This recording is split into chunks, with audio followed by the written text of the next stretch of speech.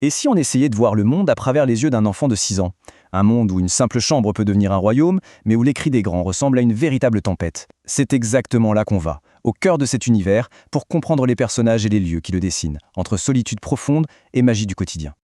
Et voilà, on entre direct dans le vif du sujet avec cette phrase. Le sentiment qui domine tout, c'est ça, le poids de la solitude.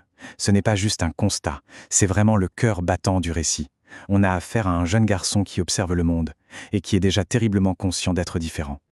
Alors, voilà notre parcours. On va d'abord plonger dans son monde intérieur, celui de l'observateur solitaire.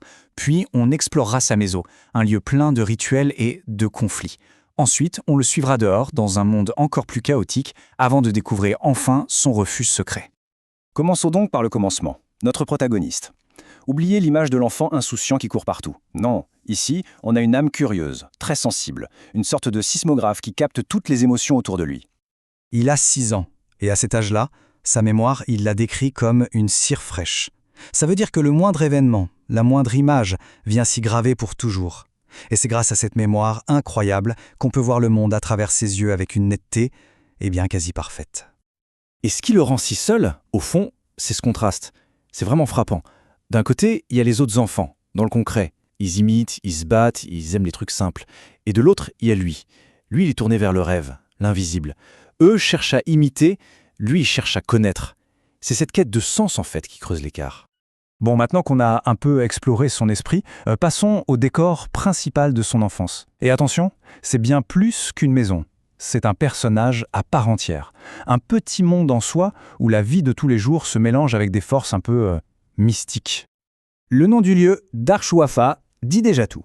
Ça veut dire la maison de la voyante. La locataire principale, ce n'est pas n'importe qui. C'est une voyante, un peu sorcière sur les bords. Et ses activités, elles imprègnent toute la maison et surtout l'imagination de notre petit garçon. Alors comment ça s'organise cette maison? C'est un espace partagé, presque une scène de théâtre. Au rez-de-chaussée, c'est le domaine de la magie, des rituels. On monte d'un étage et on trouve une première famille, celle de Rama, et tout en haut, au deuxième, il y a sa famille à lui. Lui, il observe tout ça un peu depuis son poste d'observation. Imaginez une seconde l'impact de tout ça sur un gamin de 6 ans. La maison sent l'encens, elle vibre au son des instruments, de musique, des rituels, elle palpite de la présence supposée des djunns, des esprits. Pour un enfant avec son imagination, c'est un terrain de jeu ou de peur absolument fascinant.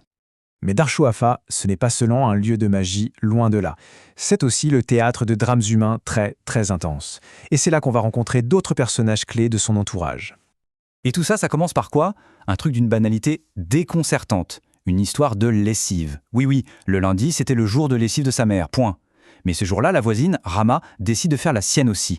Et pour cette simple règle de voisinage non respectée, c'est une véritable guerre qui éclate. Et là, la violence des mots, elle est juste inouïe. Les insultes, ça va bien au-delà de la petite pique. On attaque le statut social, le mari, les origines. C'est violent. D'un côté, on sort l'argument ultime des ancêtres. De l'autre, on prend tout le quartier à témoin. La tension est à son comble. La dispute, elle devient un spectacle total. Une véritable tempête de fureur qui submerge complètement notre petit observateur. C'est trop pour lui. Il ne peut plus supporter cette violence et il perd connaissance. C'est un moment vraiment clé qui nous montre à quel point il est fragile face à ce monde d'adultes.